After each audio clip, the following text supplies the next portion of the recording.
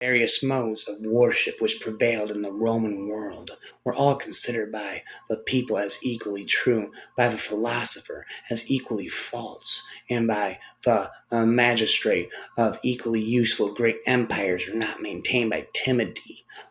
Mankind and the aggregate I have found to be brutish, ignorant, and unkind. Whether those qualities were covered by the coarse a tunic of the pleasant of the peasant, of the white and purple toga of the senator, and yet in the weakest of men, in moments when they are alone and themselves, I have found veins of strength like gold and decaying rock, in the cruelest of men, flashes of tenderness and compassion, in the vainest of men, moments of simplicity and grace. I want to be an emperor. An empress. Oh, Theodora, don't be insane. I want to be an empress. Oh, Theodora, don't be insane.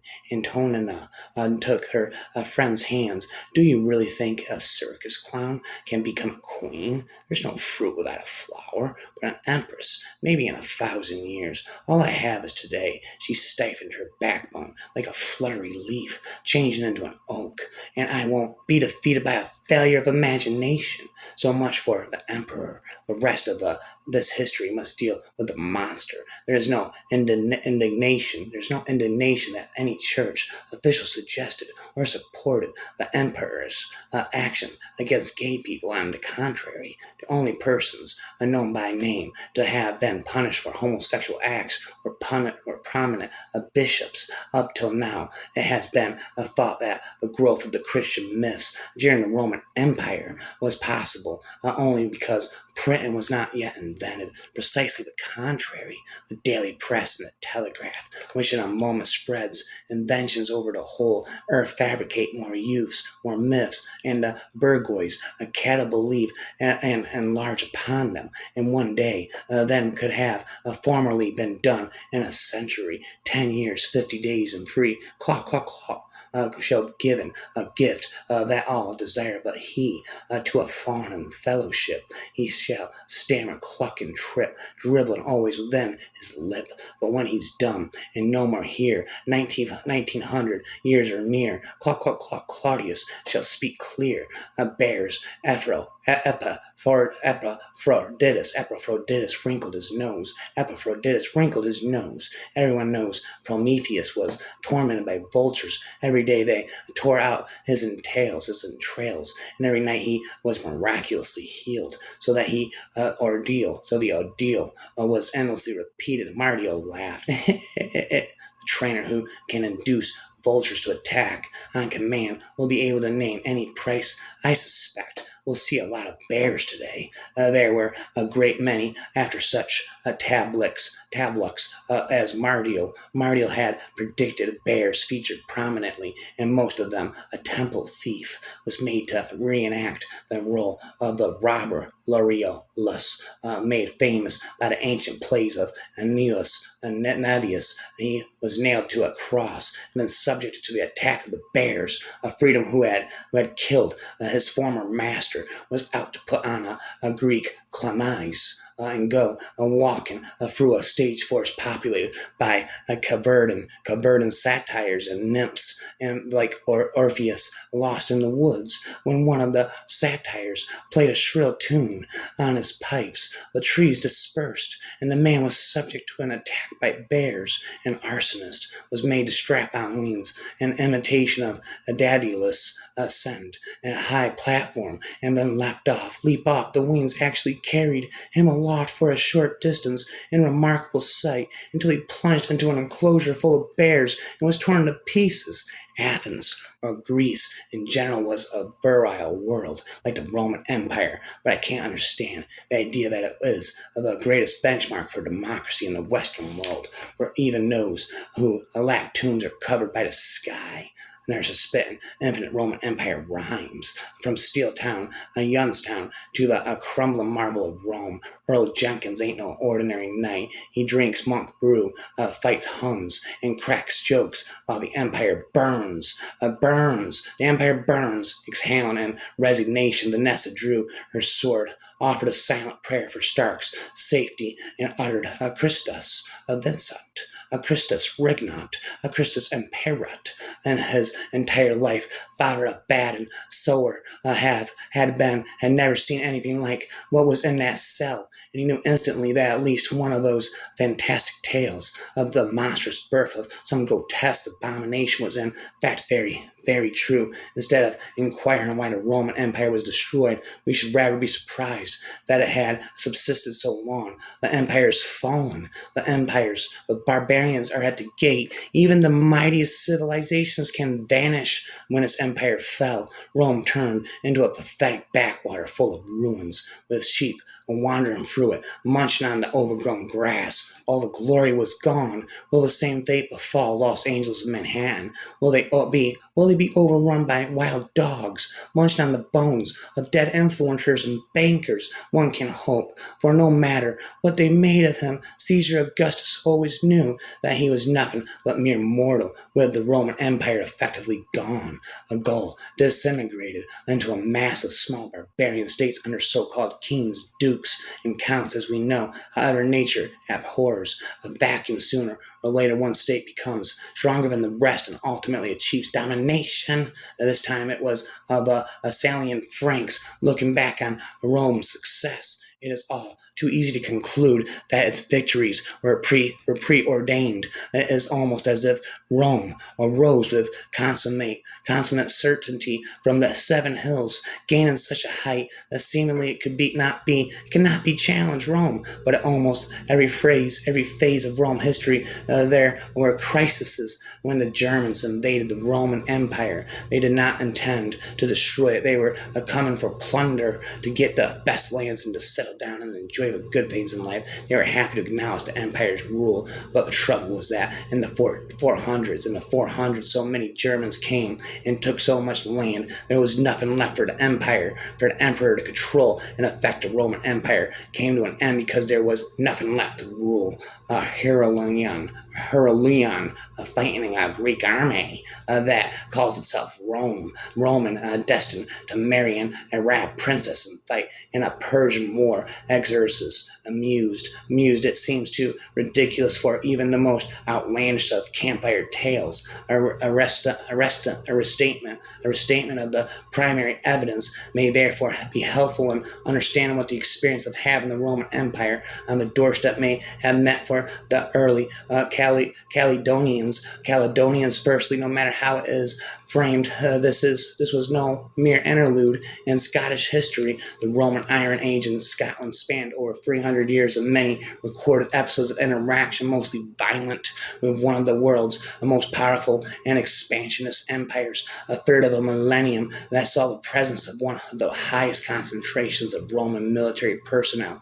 It has been estimated that at the height of occupation, at least one in eight Roman soldiers was serving in non-Britain. The building of two walls, the larger of which was maintained for a 300-year-old period, and both with offensive and defensive characteristics of a magnitude not shared by any other Roman frontier of its size. Unlike other zones of interaction, there is little evidence of regular trade and no manifestation of any meaningful civic development in the realm of history. A few things capture the imagination of much as ancient artifacts. Among these treasures of the past, rare Roman coins stand out as exquisite objects that not only hold immense historical significance, but also carry a unique appeal for collectors and enthusiasts alike. In this article, we will embark on a journey. In this freestyle, we will embark on a journey to explore the fascinating world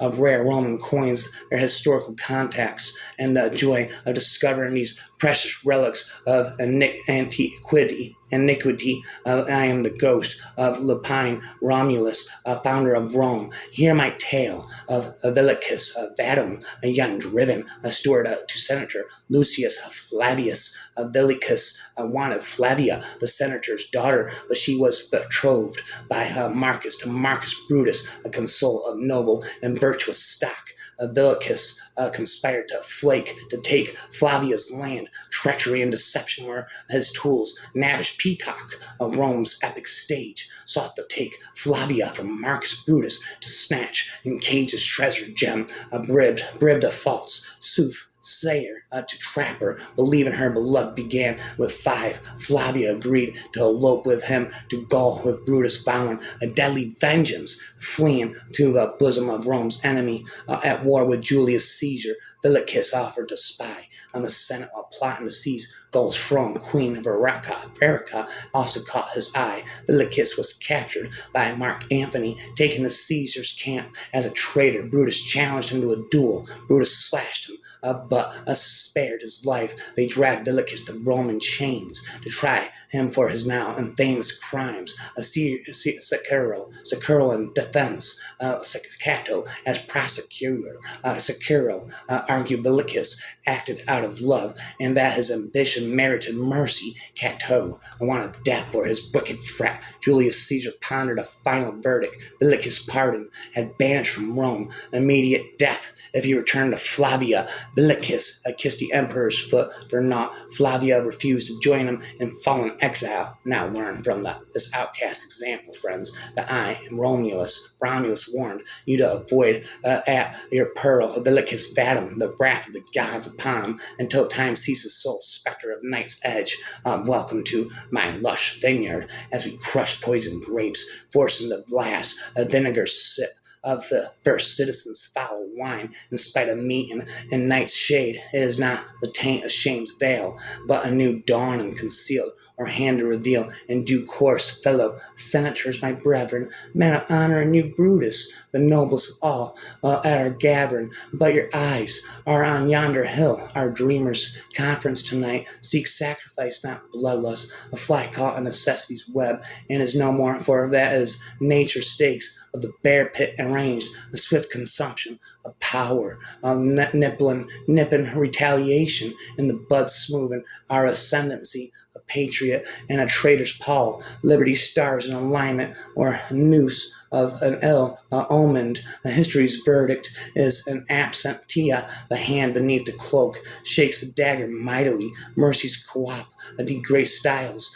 a bloody tip to inked treaties. Once the bloodshed has passed, marshal back and shall follow, and our regimen commences. The imperium by right diverted, enduring to be burned, bound, beaten, and to die by the sword if necessary. Versus Varus and Priscus. Priscus entered the arena to stain the Colosseum and sand with blood. Emperor Titus drained Nero's lake, built the vast Flavian panacea to the idle citizens of Rome, symbol of this beneficence, the beneficence might Priscus, far from the Germanian home, fighting within a symbol of Rome's power, which ravished his life in fatherland, for them to decide if he is free or dies. Versus Varus, the hawk and bullish Murmello, trained to deliver heavy punishment. Priscus, a lightly armed, agile Thracian, prim to avoid his rival's huge blows. Titus showed he was a Nero's antithesis, no Horden or tax or tracks of primo Roma, and a profligate orgy of narcissistic pride, nor taken his own life to escape execution. Domitian, the brother of Titus, watched and envied the emperor in white, and who favored Varus in the direct Murmelo style of fighting. Titus favored Thracian counter-punching, aware of fraternity's preferences. The gathering looked on in fascinated awe as their champions clashed, deciding who was the greatest gladiator of all. Titus had stated there would be no draw. Once would win and one would perish. Rudis freedom, a staff to survivor's trophy. Out of the porta sena viva veraria, the gate of life, one well aware of the other. Combat began. Scared eyes locked behind helmeted growls, grunts and sweat behind shield and steel, roars and gasps of the clustered chorus For hour after hour, they attacked and feinted, using all their power, skill, and technique. Nothing can keep them from a stalemate. The warriors watered and silently rested. The search for the co-op degrace went on until both men fell in dusty exhaustion. Each raised a finger, and joint submission equals on death's stage yielded in unison. Titus faced a dilemma: mercy or consistency. Please the crowd, but make them aware of this Damoclean life and death sword over every Roman enslaved in the empire. Titus cleaved the rudest until a solution, unable to beat the other. Both won and lived, limp and scarred. Heroes of band, masses none had ever seen a myth from form before. There's nobody like me before them. It was Romulus fighting Remus, and Extremis, Herculean labors a tricky, sticky. There's nobody like me. Lethal afternoon. In the end, nothing could separate these brothers. Victors united as Castor and Pollux and Gemini for life on Rome's vast stage. Symbiotic compensation of adulation's rage. I'm spitting insane. The freestyle page. There's nobody like me, okay? Such was the unhappy condition of the Roman emperors that whatever might be their conduct, their fate was commonly the same: a life of pleasure or virtue, of severity or mildness, of indolence, of glory or glory alike, led to an ununit grave, and almost every reign is closed by the same disgusting repetition of treason and murder. Man of a world near and far dread, the son of Aeneas, and if there be land that fear not Rome, may it love Rome instead. And the Roman psyche, the East had long been a place of danger, but also a place of plenty. The first emperor, Augustus, famously said of Rome that he found a city built in brick, but left it in the marble. All that money had to come from somewhere. India was readily described in Roman sources as a land of unimaginable wealth. Pliny and the Elder complained that the Roman taste for exotic skills, perfumes, and pearls consumed the city. India and China and Arabia together drain our empire. That is the price that our luxuries and our womankind cost us. It was the construction of the Via Egnatia and attendant road systems that physically allowed Rome to expand eastwards. The capture of Egypt intensified this magnetic pull. Rome had got the Oriental bug, and entering into a truce with the Romans in 129 BC, following the Roman victory in the Macedonian Wars that kickstarted Agnatus. A construction of the Via Egnata was a critical and vital destination before longer Asian journeys began. Arab merchants with their long caravans of camels traded Indian spices, hemp, opium, and Chinese silk along the incense route, which linked the Mediterranean world with Egypt, Arabia, India, and Java. Although the merchants risked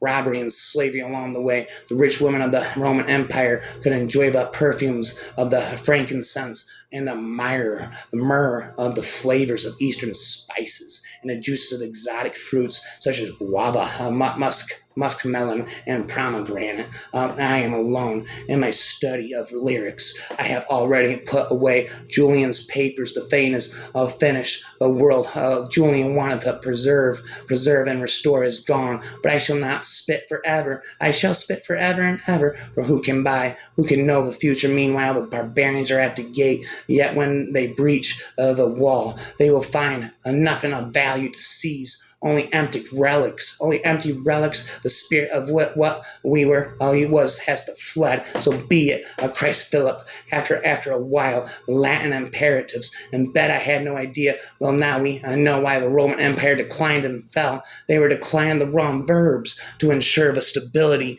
and imperial power. It is sufficient for our emperor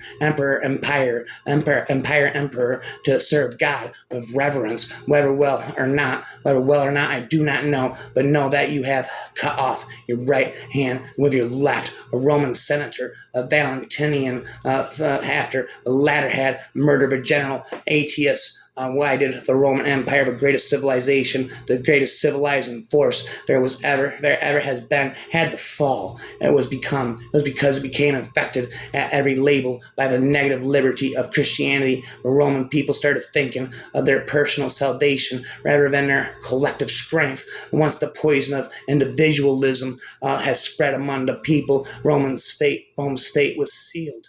The collective collapse of Dark Ages came upon the West. Once the cohesion of the people has gone, everything falls. Both the European nation and the United States are in some sense the hires of Rome, like Rome and the United States is founded on the Republican myth of liberation. Liberate your mind, infinite Roman rhymes. There's nobody like me, all right, from a tyrannical oppressor, just as the rape of Lucretia led to the overthrow of the elite last Etruscan king. So the Boston Tea Party led to the overthrow of the British crown. The founding fathers of the United States sought quite literally to create a new Rome with, for instance, a clear separation of powers between the legislative and executive branches of government, with the legislative branch called as in Rome. The Senate, they even debated whether the executive branch would not be better represented as in Rome by two consuls rather than the president, that they eventually settled for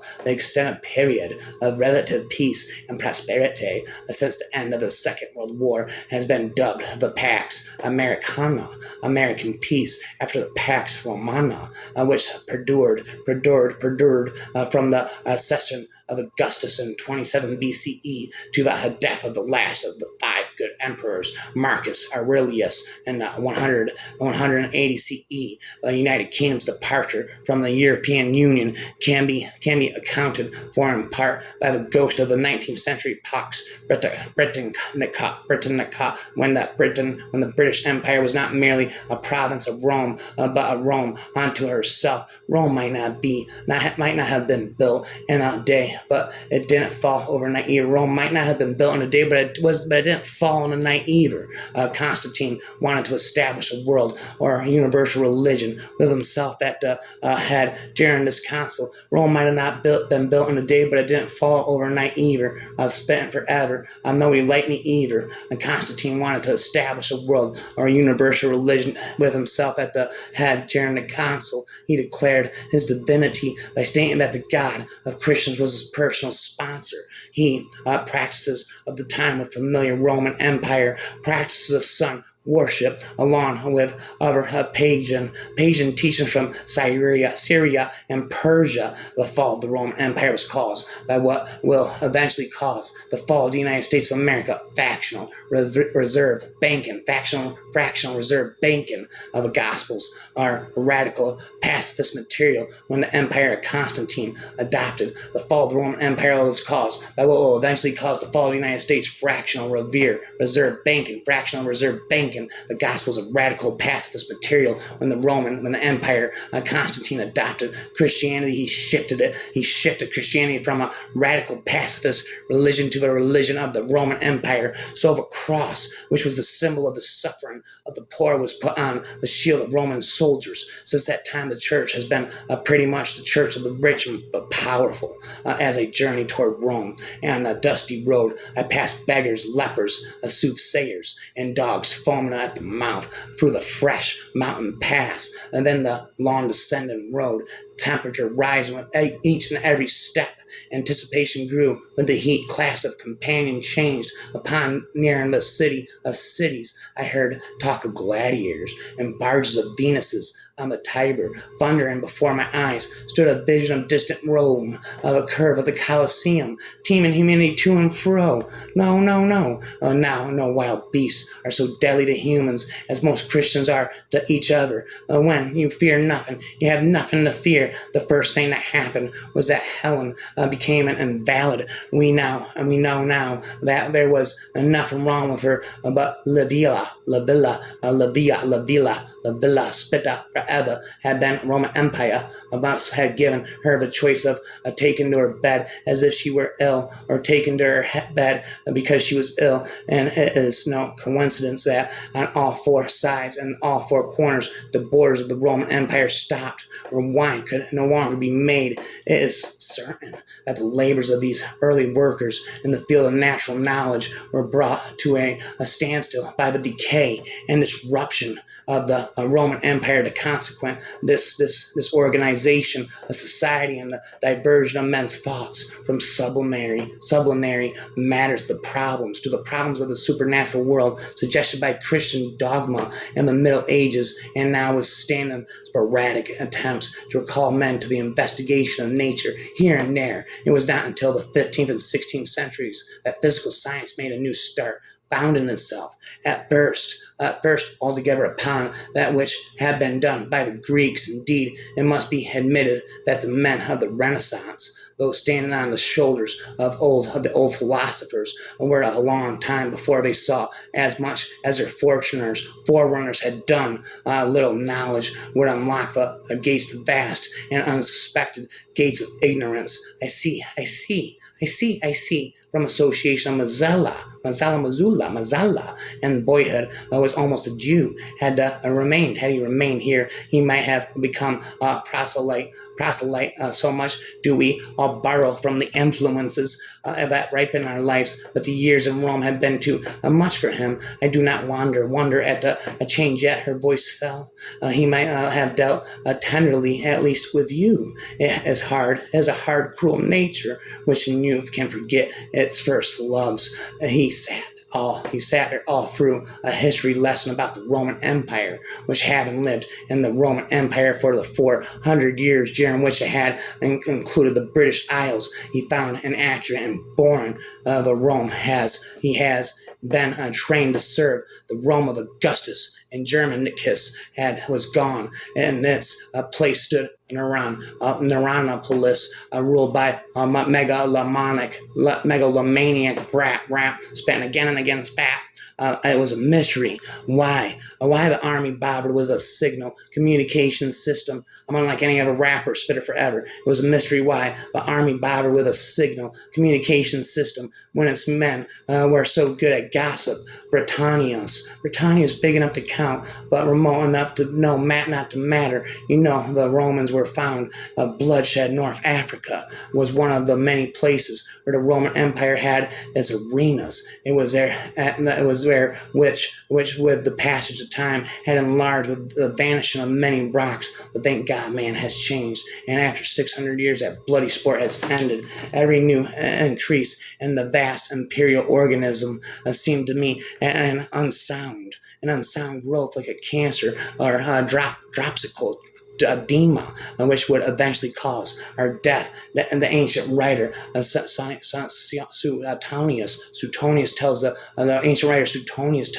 story of that an event around 70 CE displayed to a Roman emperor a machine that could move columns, only to be dismissed with the objection that such labor-saving devices would cause the poor to start by robbing them of employment. A citizen of the Roman Empire, for example, would have a places less value an individual liberty in the modern Western sense than on collective responsibility, far from the time that the Bishop of Rome had gotten to be acknowledged for Bishop Universal by pretense of succession to St. Peter. Their whole hierarchy or kingdom of darkness may be compared not unfitly to the kingdom of fairies, that is, to the old wives' fables in England concerning ghosts and spirits and the feats that play in the night. And if a man consider the original of his great dominion, he will easily perceive that the papacy is no other than the ghost of the deceased Roman Empire, sitting crowned upon the grave thereof. For so did the papacy start up on a sudden out of the ruins of that heathen power. That really your kind of crowd. These psychos who want to relive the seedier aspects of the Roman Empire. These are the kind of folks who own tropical islands. Hell, some of them run banana republics for fun. They want a spectacle. I can fill the bill. Well, yes, dictators and bread, a nobility and other megalomaniacs, swell friends. You go there, it's a living. There's a spitting, speaking, and there ends step spitting, speaking. A man who had the legions of the East, a machine at his back, could be bred by a donkey on a mule, and the Senate would have no choice but to accept him. There's a spitting. I spit him forever and ever. The claim of at the heart of this book has been carefully researched by several generations of scholars and is unorthodox and academic circles, if not beyond. Christians under the Roman Empire, where neither constantly persecuted nor martyred in huge numbers for their faith. They were prosecuted from time to time for alleged sedition, holding illegal meetings, or refusing to sacrifice to the emperor. They were, like other convicts, sometimes tortured and executed in horrible ways. They seem to have been regarded by many Romans with distaste as a particularly silly superstition, but Christian stories of thousands of individual and mass martyrdoms over centuries have at best a limited basis in historical fact, and in many cases are sheer fiction. There's a spitting forever and ever. There's nobody like me, okay? I spit all night and all day.